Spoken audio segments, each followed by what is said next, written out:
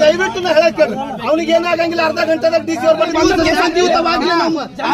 Office ಬಂದ್ರೆ case ಹಾಕ್ತೀನಿ ತಂದಾರ ಅವ್ರು ಸರ್ 34 ದಿವಸ ನಾವು ನಿರಂತರವಾಗಿ ನಿಮ್ ಸಪೋರ್ಟ್ ನಿಂತಿಲ್ಲ ನಾವು ಯಾರಿಗೂ ತೊಂದರೆ ಕೊಡ್ಲಾರ್ದಂಗ್ ಮಾಡಿದ್ವು ನಿಮ್ ಸರ್ಕಲ್ ಸಾಬ್ ಹೋದ್ರೆ 3 ತಾಸು ನಿಂದ್ರಸಲ್ಲ ನೀವು ಇದ್ರಲ್ಲ ಸಂಘಟ ಅವ್ರು ಬಂದು ಕ್ಷಣನೇ ಅಲ್ಲ 3 ತಾಸು ನಿಂದ್ರಸರ್ ನಿಮಗೆ ಹೊರಗ ಈಗ ನಮಗ್ ಬಿಡ್ತಾರ ಒಳಗ ಅವರು ಜಿಲ್ಲಾಧಿಕಾರಿಗಳು ಬಂದು ಕ್ಷಣನೇ ತೆಗಿತಾರ ನಾವು ಅಲ್ಲಿವರೆಗೂ ಇಲ್ರಿ ಸರ್ ರಾಜ್ಯದಲ್ಲಿ ಸರ್ಕಾರ ಇದೇನು ಸತ್ತಿದೆ ಗೊತ್ತಾಗ್ಲಿಲ್ಲ ಯಾಕಂದ್ರೆ ಇದು ವೆಂಟಿಲೇಟರ್ ಮೇಲೆ ನಡೆದ ಇದು ಯಾಕ ಇಲ್ಲಿ ಪ್ರತಿಯೊಬ್ಬರು ತಮ್ಮ ವೈಯಕ್ತಿಕ ಹಿತಾಸಕ್ತಿಗಳ ಸಲುವಾಗಿ ಏನು ಬೇಕು ಅದು ಕಾಂಪ್ರಮೈಸ್ ಕೊಟ್ಟಿದ್ದಾರೆ ಅದ್ರ ಮೇಲೆ ವಿಶೇಷವಾಗಿ ನಮ್ಮ ಜಿಲ್ಲೆಯ ಜಿಲ್ಲಾಧಿಕಾರಿಗಳು ಹರನೋ ಇರೋ ಗುರ್ತೇ ಇಲ್ಲ ಯಾಕಂದ್ರೆ ಅವ್ರ ನೇತೃತ್ವದಾಗ ಸುಮಾರು 40 ಇದು ನಡೀತಾವ ಬಿಸ್ನೆಸ್ಗಳು ನಡೀತಾವೆ ಅದರಲ್ಲಿ ಈ ನಿರ್ಮಿತಿ ಕೇಂದ್ರ ಕೂಡ ಒಂದು ಈ ನಿರ್ಮಿತಿ ಕೇಂದ್ರ ಮಾಡೋದು ಉದ್ದೇಶ ಹಿಂದೆ ಸರ್ಕಾರಗಳು ಒಳ್ಳೆ ಕಾರ್ಯಗಳು ಒಳ್ಳೆ ಕ್ವಾಲಿಟಿ ಕೆಲಸ ಆಗ್ಲತ್ತೆ ಮಾಡಿದ್ರು ಅಲ್ಲಿ ಕ್ವಾಲಿಟಿ ಕೆಲಸ ಆಗಬೇಕಾದ್ರೆ ಒಳ್ಳೆ ಅಧಿಕಾರಿಗಳು ಬೇಕು ಒಳ್ಳೆ ಅಧಿಕಾರಿಗಳು ಒಳ್ಳೆ ಇಂಜಿನಿಯರ್ಗಳು ಅವ್ರು ಬೇಕು ಆದರೆ ಇವತ್ತಿನ ದಿವಸ ಜಿಲ್ಲಾಧಿಕಾರಿಗಳ ಕಣ್ಣಿನ ಎದುರುಗಡೆ ಡೂಪ್ಲಿಕೇಟ್ ಡಾಕ್ಯುಮೆಂಟ್ಸ್ ಹಚ್ಚಿ ಇವತ್ತು ಇಂಜಿನಿಯರ್ ಆಗಿ ಕೆಲಸ ಮಾಡ್ತಾನಂದ್ರೆ ಇದರಲ್ಲಿ ಏನು ಜಿಲ್ಲಾಧಿಕಾರಿಗಳ ಪಾತ್ರ 100% ಇರಬಹುದು ಅಂತ ನಾವು ಶಂಕೆ ಇದೆ ಇದು ಅವರಿಗೆ ಗುರ್ತಿರಬೇಕು ಅದು ಯಾಕಂದ್ರೆ ಇವತ್ತಿನ ದಿವಸ ಅವರೇ ಒಂದು ವಿಶೇಷವಾಗಿ ಕೇಸಿಂದ ಇವ್ರ ಮೇಲೆ ನಾವು ಅಲಿಗೇಷನ್ ಮಾಡಿದಾಗ ಒಂದು ಕಮಿಟಿ ಕೂಡಿದ್ರು ಆ ಕಮಿಟಿ ರಿಪೋರ್ಟ್ ಕೂಡ ನಮ್ಗೆ ಕೊಡ್ಲಿಕ್ತಾ ಇರಲಿಲ್ಲ ಆ ಕಮಿಟಿ ರಿಪೋರ್ಟ್ ನಾವು ಬೇರೆ RTI ಮುಖಾಂತರ ತರಿಸ್ಕೊಂಡಾಗ ಅವರಾಗಿ ನೇರವಾಗಿ ಹೇಳಿದ್ದಾರೆ ರಾಮಸೇನೆಯ ಗುಂಡು ಪಾಟೀಲ್ ಅವರು ಏನು ಆರೋಪ ಮಾಡಿದ್ದಾರೆ ಇದು ಸತ್ಯವಾಗಿದೆ ಅಂತ ಹೇಳಿದ್ದಾರೆ ಈ ಸತ್ಯ ಕಂಡೆದ್ರೆ ಇದ್ದೂ ಆ ಅಧಿಕಾರಿಗಳ ಮೇಲೆ ಆ್ಯಕ್ಷನ್ ತೊಗೊಂಬಲ್ಲಂದ್ರೆ ಇದರಲ್ಲಿ ಅವ್ರ ಪಾಲ ಇರ್ಬೋದು ಅನ್ನಿಸ್ತದೆ ಇದು ಅಷ್ಟೇ ಪಾಲ ಅಲ್ಲ ಇಲ್ಲೇನು ರಾಜ್ಯ ಸರ್ಕಾರ ಇವತ್ತಿನ ದಿವಸ ಏನು ಮಾಡ್ತಾಯಿದೆ ಜಿಲ್ಲಾ ಉಸ್ತುವಾರಿಗಳ ಸಚಿವರು ನಮ್ಮ ವಿಶೇಷವಾಗಿ ಗುಲ್ಬರ್ಗಕ್ಕೆ ನಾವು ಉನ್ನತ ಮಟ್ಟಕ್ಕೆ ಹೋಗ್ಬೇಕಲ್ಲ ಅಂತ ಇದ್ದಾರೆ 100 ಕೋಟಿಗಳ ಕೆಲಸ ಇವತ್ತಿನ ದಿವಸ ಇಲ್ಲಿ ಈ ನಿರ್ಮಿತಿ ಕೇಂದ್ರದ ಕೆಳಗಡೆ ಮಾಡ್ತಾ ಇದ್ದಾರೆ ಆದರೆ ಆ ಕೆಲಸ ಮಾಡಬೇಕಾದ್ರೆ ಅದು ಕರೆಕ್ಟಾಗಿ ನಡೀತದೆ ಇಲ್ಲೋ ಎರಡನೇ ಮಾತು ಇಲ್ಲಿ ಅಧಿಕಾರಿಗಳೇ ಡೂಪ್ಲಿಕೇಟರ ಒಂದು 74 ವರ್ಷದ ಒಬ್ಬ ಹಿರಿಯ ಮನುಷ್ಯ ಇವತ್ತಿನ ದಿವಸ ಇಲ್ಲಿ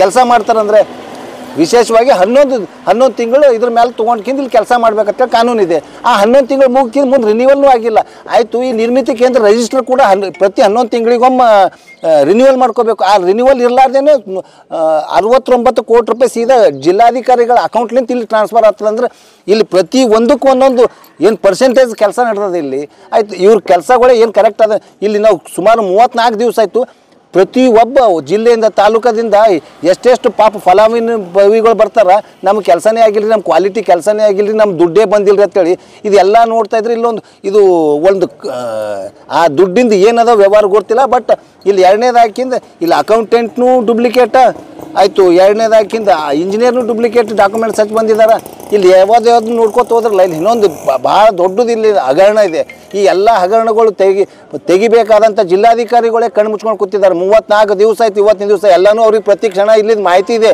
ಆದರೂ ಅವ್ರು ಒಂದು ದಿವಸ ಬಂದ್ಕಿಂತ ಇಲ್ಲಿ ಇದು ಏನೂ ಮಾಡಲಿಲ್ಲ ಅವರ ಸಣ್ಣ ಕೆಳ ಅಧಿಕಾರಿಗಳಾದಂಥ ತಹಸೀಲ್ದಾರಿಗೆ ಕಳಿಸ್ಕಿಂತ ಇಲ್ಲಿದು ಏನದತ್ತೆ ನಮಗಿಲ್ಲಿ ಮತ್ತೆ ಅಂದರೆ ಇಲ್ಲಿ ಪ್ರೊಟೆಸ್ಟ್ ಬಂದ್ ಮಾಡಿಸಂತ ವ್ಯವಹಾರ ಮಾಡಿದ್ರು ಆದರೂ ನಾವು ಬಿಡಲಿಲ್ಲ ಇವತ್ತಿಗೆ 34 ದಿವಸ ಆಯಿತು ಇವತ್ತಿನ ದಿವಸ ಈ ನಮ್ಮ ವಿಭಾಗೀಯ ಅಧ್ಯಕ್ಷರಾದಂಥ ಶ್ರೀ ಗುಂಡು ಪಾಟೀಲ್ ಅವರು ವಿಶೇಷವಾಗಿ ಮುಳ್ಳಿನ ಕಂಟಿ ನಡಬರ್ಕ ಕೂತ್ಕೇಸಿಂದ ಪ್ರೊಟೆಸ್ಟ್ ಮಾಡ್ಬೇಕಂದ್ರೆ ನಮ್ಗಿಂತ ಹೆಚ್ಚಿಗೆ ಪೊಲೀಸ್ ಬಂದೋಬಸ್ತ್ ಮಾಡಿದ್ದಾರೆ ನಾವು ಕಳ್ಳರ ಸುಳ್ಳ್ರ ಇನ್ನು ದೇಶದ್ರೋಹಿಗಳ ಅಥವಾ ನಾವೇನು ಬೇರೆಯವ್ರಿಗೆ ನಾವು ತೊಂದರೆ ಕೊಡ್ಲಾಗತ್ತೀವ ಅದು ಏನೂ ಇರಲ್ದ್ರು ನಮ್ಗೆ ಇಷ್ಟೊಂದು ನಮಗೊಂದು ಈ ಪೊಲೀಸರ್ಲಿಂತ ಏನಾಗಿದೆ ಅಂತ ನಂಗೆ ಗೊತ್ತಾಗ್ತಾಯಿಲ್ಲ ಆದ್ರೂ ಇವತ್ತಿನ ದಿವಸ ಯಾವ ಪೊಲೀಸರು ನಮ್ಮೆಲ್ಲರನ್ನ ಅರೆಸ್ಟ್ ಮಾಡ್ಕೊಂಡು ಹೋದ್ರೂ ಪರವಾಗಿಲ್ಲ ಮುಳ್ಳು ಕಂಟಿಗಳು ನಡಬಾರ್ದು ಕೂಡೋದು ಗ್ಯಾರಂಟಿ ಈ ಪ್ರಕೃತಿಯ ಏನು ಓಪನ್ ಸ್ಪೇಸ್ದಾಗ ನಾವು ಓಪನ್ ಸ್ಪೇಸ್ದಾಗ ಯಾವುದೇ ನೆರಳಿಲ್ಲ ಮಳೆ ಇರಲಿ ಬರಲಿ ಚಳಿ ಬರಲಿ ಆಯಿತು ವಿಶೇಷವಾಗಿ ನಮ್ಮ ಗುಂಡು ಪಾಟೀಲ್ ಅವ್ರಿಗೆ ಶುಗರ್ ಇದೆ ಆ ಶುಗರ್ ಕಂಟೆಂಟ್ ಕಮ್ಮಿ ಹಾಕಿಂದ ಅವ್ರಿಗೆ ಸಾವಿಗೆ ಏನ್ರಿ ಆದ ಕಾರಣ ಆದ್ರೆ DC ಅವರೇ ಇದಕ್ಕೆ ನೇರ ಕಾರಣ.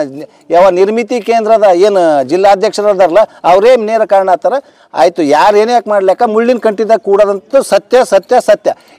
ಈ ಮೆಸೇಜ್ ಮುಖಾಂತರ ಆದ್ರೂ ಇಲ್ಲಿ ನ್ಯಾಯ ಸಿಗಲಿಲ್ಲ ಅಂದ್ರೆ ಮುಂದಿನ ದಿನಮಾನಗಳ್ದಾಗ ನಾವು ಏನು ಮಾಡ್ತೋ ಜೀವಕ್ಕೆ ಹೆದರಂಥ ಕೆಲಸನೇ ಯಾವದನ್ನು ಮಾಡ್ಲಿಕ್ಕೆ ತಯಾರಿದ್ದೋ ನಾವು ಇದೊಂದು ವಿಷಯಕ್ಕೆ. ಯಾಕಂದ್ರೆ ಒಂದು ರೀತಿಲಿಂತ ಇಲ್ಲಿ ಒಳ್ಳೆ ಕೆಲಸ ಆಗಬೇಕಾಗಿತ್ತು, ಅದು ಆಗ್ಲಾರ್ದಾಗ ನಾವು ಯುವಕರು ಏನು ಮಾಡಬೇಕು ಆ ಸಲುವಾಗಿ ನಾನು ಹೇಳಕತ್ತೀನಿ. ಇಲ್ಲಿಗೆ ನ್ಯಾಯ ಸಿಗಲಿಲ್ಲ ಅಂದ್ರೆ ಮುಂದಿನ ಹೋರಾಟ ನಾವು ಯಾವುದಕ್ಕೂ ರೆಡಿ ಇದ್ವಿ.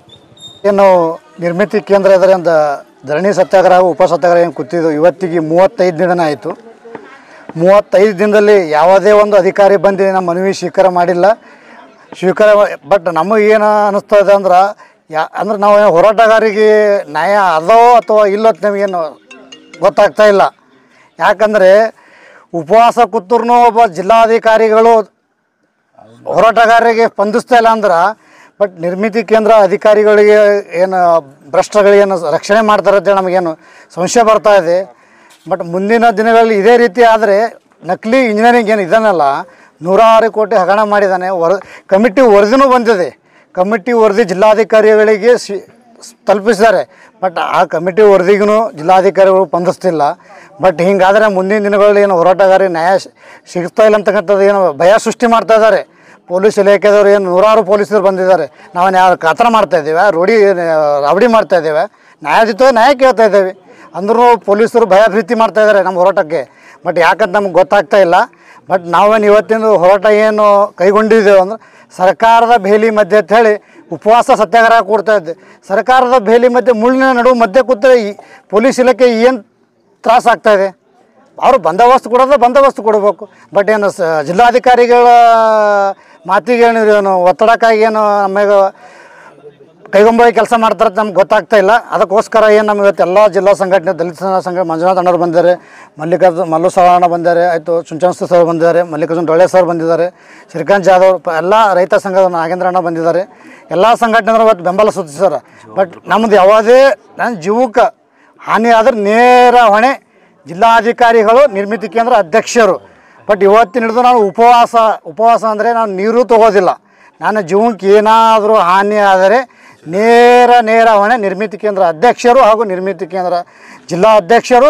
ಜಿಲ್ಲಾ ಉಸ್ತುವಾರಿ ಮಕ್ಕೊಂಡಿದ್ದಂಗೆ ತಿಳಿತಾ ಇದೆ. ಈ ಥರ ಹಗರಣ ಭ್ರಷ್ಟರಿಗೆ ನೀವು ರಕ್ಷಣೆ ಮಾಡ್ತಾಯಿದ್ರೆ ನಿಮಗೆ ಜಿಲ್ಲಾಧಿಕಾರಿಗಳಿಗೂ ಮನವಿ ಕೊಟ್ಟಿದ್ದೆವು, ಜಿಲ್ಲಾ ಮಿನಿಸ್ಟ್ರಿಗೆ ಮನವಿ ಕೊಟ್ಟಿದ್ದೆವು, ಮಾನ್ಯ CM ಅವ್ರು ಬಂದವರು ಮನವಿ ಕೊಟ್ಟಿದ್ದೆವು. ಬಟ್ ಆದರೂ ಯಾವುದೂ ಸ್ಪಂದಿಸ್ತಿಲ್ಲ.